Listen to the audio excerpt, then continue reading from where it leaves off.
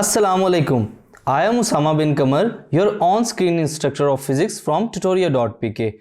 Today we are going to start our fifth chapter of grade 11, which is named as circular motion. Circular motion is the motion around an axis when a body rotates or move along a circular path.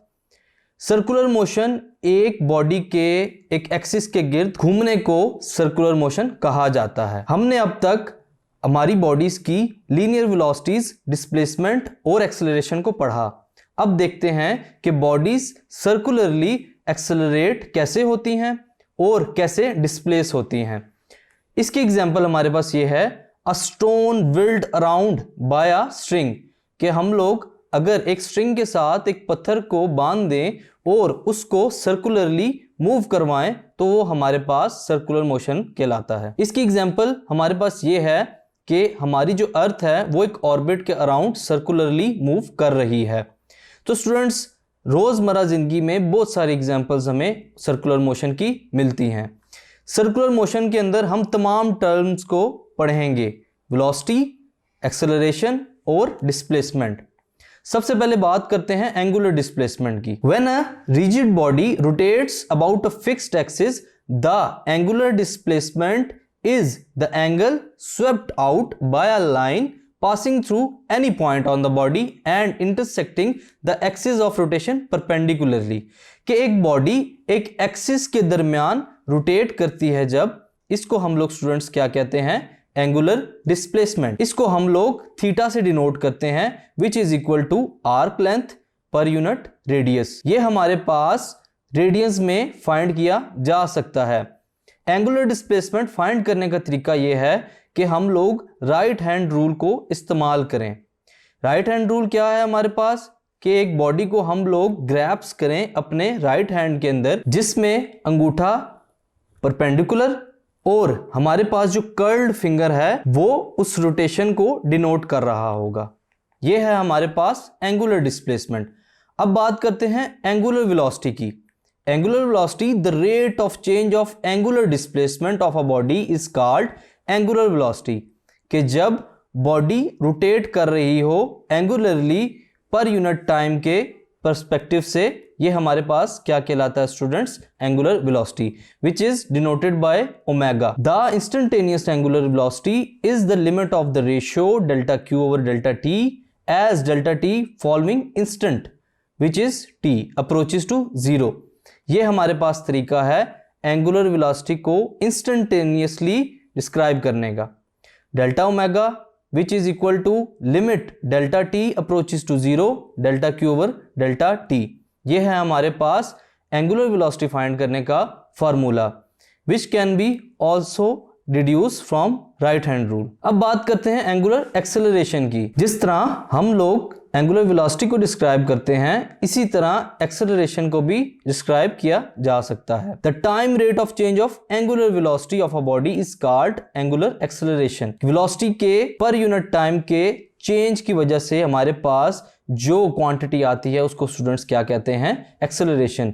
जैसे जैसे body एक axis के around rotate करना शुरू करती है, उसके अंदर वेलोसिटी भी पाई जाती है, उसके साथ साथ हमारे पास एक्सेलरेशन भी मौजूद है, which is denoted by alpha, which is equal to delta omega over delta t. Instantaneous acceleration find करने का तरीका यह है हमारे पास कि हम लोग किसी भी इंस्टेंट के ऊपर अल्फा को फाइंड कर सकते हैं। Alpha is equal to limit delta t approaches to zero delta omega over delta t. अब बात करते हैं स्टूडेंट्स एंगुलर और लीनियर वेलोसिटीज की, कि इनका आपस में क्या रिलेशन है। एक लड़का कॉलेज की तरफ जा रहा है, अगर वो कार यूज करता है या बाइसाइकिल यूज करता है, दोनों के टायर्स रोटेट करते हैं, यानी कि सर्कुलर मोशन को फॉलो कर रहे हैं, बट जो बॉय है वो स्टिल अपनी जगह पे बैठा हुआ है। तो इस तरह जो लड़का है वो लीनियर वेलोसिटी को फॉलो कर रहा है और जो टायर्स हैं या व्हील्स हैं वो एंगुलर वेलोसिटी, एंगुलर एक्सेलरेशन या एंगुलरली डिस्प्लेस्ड हो रहे हैं।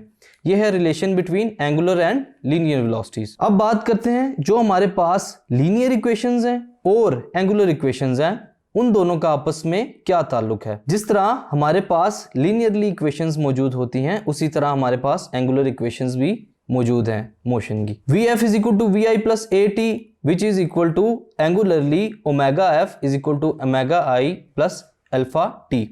यहाँ हम लोग एंगुलर वेलोसिटी को ओमेगा से डिनोट करते हैं और लीनियरली v से डिनोट करते हैं। एक्सेलरेशन को अल्फा से डिनोट करते हैं और लीनियरली हम लोग इसको a से डिनोट करते हैं। टाइम सेम रहेगा बट जो डिस्प्लेसमेंट है लीनियरली हम उसको s से डिनोट करते हैं, r से डिनोट करते हैं और एंगुलरली हम उसको थीटा से डिनोट करते हैं। अब बात करते हैं सेंट्रीपिटल फोर्स या सेंट्रीपिटल एक्सेलरेशन की। Centripetal force, the force which compel the body to move in a circular center, seeking force और centripetal force। इसको हम लोग क्या कहते हैं? Centripetal force. कि जब बॉडी किसी भी एक्सिस के अराउंड रोटेट करती है तो एक ऐसी फोर्स जो उस बॉडी को एक्सिस की तरफ खींचती है स्टूडेंट्स, हम उसको क्या कहते हैं? Centripetal force. इसका फॉर्मूला है हमारे पास Fc is equal to mv square over r। अगर हमारे पास फोर्स मौजूद है ऑब्वियसली उसके साथ हमारे पास सेंट्रीपिटल एक्सेलरेशन भी मौजूद होगी। बॉडी एक्सेलरेट तब करती है जब उसके ऊपर फोर्स अप्लाई हो और वो वेलोसिटी के साथ मूव करे। The instantaneous acceleration of an object travelling with uniform speed, अगर वो सर्कुलरली यूनिफॉर्म स्पीड के साथ मूव कर रही है बॉडी सर्कुलरली, तो हम लोग कहते हैं कि उसके अंदर सेंट्रीपिटल फोर्स के साथ साथ सेंट्रीपिटल एक्सेलरेशन भी पाई जाती है। The formula for acceleration is Fc is equal to mac, which is Fc is the centripetal force and ac is the centripetal acceleration. Both are equal to mv square over r. अब बात करते हैं centrifugal force की और reaction force की। हमने देखा कि एक बॉडी रोटेट किसी एक्सिस के अलोंग तब करती है जब वहाँ सेंट्रीपिटल फोर्स मौजूद होती है। इसी तरह उस इक्विलिब्रियम पोजीशन को या मोशन को, स्टेट को कायम रखने के लिए क्या किया जाता है? एक रिएक्शन फोर्स भी इंट्रोड्यूस कराई जाती है जिसको हम लोग क्या कहते हैं? सेंट्रीफ्यूगल फोर्स, जो कि आउटवर्ड बॉडी को खींच रही होती है। सेंट्रीपिटल फोर्स इनवर्ड खींचेगी और जो सेंट्रीफ्यूगल फोर्स है हमारे पास वो बॉडी को बाहर की तरफ, आउटवर्ड की तरफ खींचेगी। इससे हमारे पास बॉडी इक्विलिब्रियमली एक यूनिफॉर्म मोशन को फॉलो करेगी। बात करते हैं यहाँ पे मोमेंट ऑफ इनर्शिया और टॉर्क की।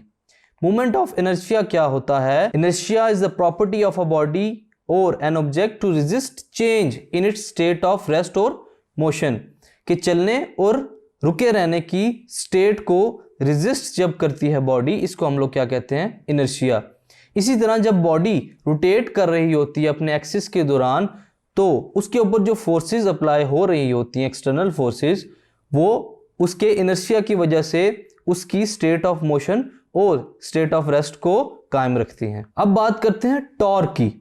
टॉर्क क्या होता है students? The turning effect of a force, कि अगर हम लोग बॉडी के ऊपर फोर्स अप्लाई कर रहे हैं वो बॉडी रोटेट करेगी अपने एक्सिस के दौरान और इसकी वजह से बॉडी के अंदर टॉर्क जनरेट होगा। एंगुलर वेलोसिटीज या एंगुलरली जब हम लोग ऑब्जेक्ट की मोशन की बात करते हैं तो यहाँ टॉर्क इज इक्वल होता है हमारे पास moment of inertia into angular acceleration.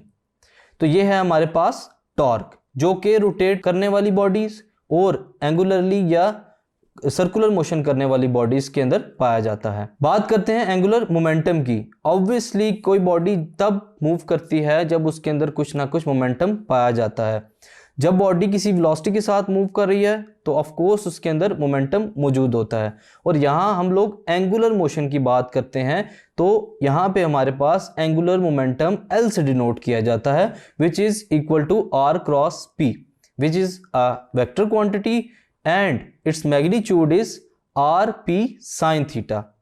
अगर हम लोग मोमेंटम की जगह अपनी इक्वेशन में यूज करते हैं P is equal to mv, तो ये हमारे पास इक्वेशन चेंज हो जाएगी m into R V sine theta. Law of conservation of momentum, कि मोमेंटम कंजर्व कब होता है? कंजर्वेशन की हमारे पास कंडीशन ये है कि जब हमारे पास एक्सटर्नल फोर्सेस बिल्कुल जीरो हो, यानी कि हमारे पास आइसोलेटेड सिस्टम हो, वहां पे हमारे पास मोमेंटम कंजर्व होता है। जब टॉर्क भी हमारे पास कंजर्व होगा और हमारे पास फोर्सेस भी कंजर्व होंगी, इसी तरह हमारे पास लीनियर मोमेंटम और एंगुलर मोमेंटम भी कंजर्व होता है आइसोलेटेड सिस्टम के अंदर। बात करते हैं रोटेशनल काइनेटिक एनर्जी की। ऑब्वियसली जब एक बॉडी लीनियरली मूव कर रही है तो उसके अंदर लीनियर काइनेटिक एनर्जी मौजूद होगी, और जब एक बॉडी सर्कुलरली मूव करती है तो उसके अंदर रोटेशनल काइनेटिक एनर्जी मौजूद होगी, which is equal to half I omega square. Real और अपेरेंट वेट में क्या फर्क है? रियल जो हमें नजर ना आ रहा हो, और अपेरेंट वेट ऐसा जो कि हमें नजर आ रहा हो लेकिन एक्चुअली वो वैसा ना हो, इसको कहते हैं रियल और apparent weight. When you are standing in elevator, अगर आप एक एलिवेटर के अंदर खड़े हैं और एलिवेटर डाउनवर्ड्स मूव कर रही है तो यहां पे आपका वेट 0 हो जाएगा, इसको कहते हैं स्टूडेंट्स अपेरेंट वेट, लेकिन एक्चुअली आपका वेट चेंज नहीं होता। और इसके अलावा अगर हम लोग देखते हैं कि हमारे पास अगर एक बंदा अंदर स्टैंड कर रहा है एलिवेटर के अंदर और एलिवेटर टूट जाती है तो वो इतनी स्पीड के साथ नीचे की तरफ मूव करेगी कि आपका वेट बिल्कुल 0 हो जाएगा, इसको कहते हैं रियल और अपेरेंट वेट में फर्क। Weightlessness in satellites and gravity free system, हमारे जो सैटेलाइट्स अर्थ के अराउंड रिवॉल्व कर रहे हैं उनके अंदर वेटलेसनेस पाया जाता है, उनके अंदर ग्रेविटी मौजूद नहीं होती। Weightlessness is a simply a sensation experienced by an individual when no external force objects are touching one's body and exerting a push or pull on it, यानी कि उस बॉडी के अंदर, उस सैटेलाइट के अंदर ग्रेविटी अप्लाई नहीं हो रही, जिसकी वजह से वेटलेसनेस अकर होता है हमारे पास, और बॉडीज क्या करती हैं विदाउट ग्रेविटी मूव करना शुरू कर देती हैं। इसको कहा जाता है फ्रीलिंग फॉलिंग ऑब्जेक्ट, जहां पे ग्रेविटी मौजूद ना हो, और ये ज्यादातर सैटेलाइट्स में ही पाई जाती हैं। Orbital velocity, a satellite of mass m orbiting a radius r from the centre of the earth, जैसा कि हम लोग जानते हैं कि सैटेलाइट्स एक ऑर्बिट जो कि अर्थ है उसके अराउंड रिवॉल्व कर रहा होता है, ऐसी वेलोसिटीज जो कि सैटेलाइट्स को चाहिए होती हैं अर्थ के अराउंड या अपने ऑर्बिट के अराउंड रिवॉल्व करने के लिए, इनको कहते हैं students orbital velocity, which is equal to √g/m/r। Artificial gravity या जियोस्टेशनरी ऑर्बिट, स्टूडेंट्स हम जानते हैं कि सैटेलाइट्स के अंदर ग्रेविटी मौजूद नहीं होती, वहां पे ऑब्जेक्ट्स को रोकने के लिए हम लोग क्या यूज करते हैं? आर्टिफिशियल ग्रेविटी, जिसकी मदद से इजीली इंसान सैटेलाइट्स के अंदर मूव भी कर सकते हैं और ऑब्जेक्ट अपनी जगह पे पड़े भी रह सकते हैं। कौन से सैटेलाइट्स हमारे अर्थ के गिर्द रिवॉल्व कर रहे हैं students? Navigation satellites, communication satellites और वेदर सैटेलाइट। ये सैटेलाइट्स आर्टिफिशियल ग्रेविटी के साथ चलते हैं और इसके अंदर ऑब्जेक्ट्स आर्टिफिशियल ग्रेविटी की वजह से रुके हुए होते हैं। Geostationary orbits, the types of satellites is the one orbital motion synchronized with the rotation, के ऐसे ऑर्बिट्स, ऐसे हमारे पास जियोस्टेशनरी ऑर्बिट्स होते हैं जिनकी पाथ के ऊपर ओनली सैटेलाइट्स चल सकते हैं, और उनकी ऑर्बिटल वेलोसिटीज और ऑर्बिटल डिस्प्लेसमेंट्स भी मेजर्ड होती हैं पहले से, और वो उसी ऑर्बिट को फॉलो करते हुए अर्थ के गिर्द मूव करते हैं। Communication satellites, a satellite communication system can be set up by placing several geostationary satellites in orbit over different points on the surface of the earth, कि अर्थ के गिर्द अगर हम लोग ज़्यादा से ज़्यादा सैटेलाइट्स जो कि कम्युनिकेशन के लिए इस्तेमाल होते हैं, अर्थ के अराउंड एक जगह से दूसरी जगह डाटा या कोई भी इंफॉर्मेशन पहुंचाने के लिए जो सैटेलाइट्स इस्तेमाल होते हैं डिफरेंट जगहों पे अर्थ के सरफेस से थोड़ा दूर, उनको हम लोग स्टूडेंट्स क्या कहते हैं?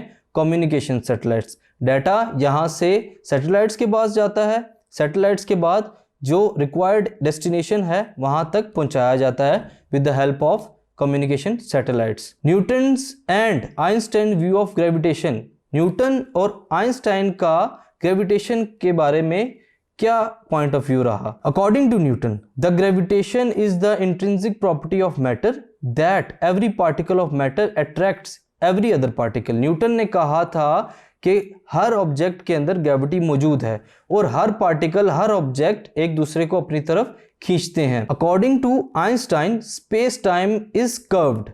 अगर हम लोग देखना चाहें कि स्पेस टाइम कर्व क्या है, तो हम लोग एक नेट के ऊपर अर्थ को ऑब्जर्व करते हैं, और जब अर्थ विद ग्रेविटी और विद इट्स वेट अगर उस स्पेस टाइम कर्व के ऊपर देखें तो वो नीचे हो जाएगा। नीचे होने का मतलब ये है कि इसके कर्व की वजह से इसके अंदर ग्रेविटी भी मौजूद है और फोर्सेस भी मौजूद है। ये थे न्यूटन और आइंस्टाइन के point of views about gravitation. So students, this is the summary of your chapter 5 of circular motion. I am Usama bin Kamar, your on-screen physics instructor from tutoria.pk. Hope you are doing well. Allah Hafiz.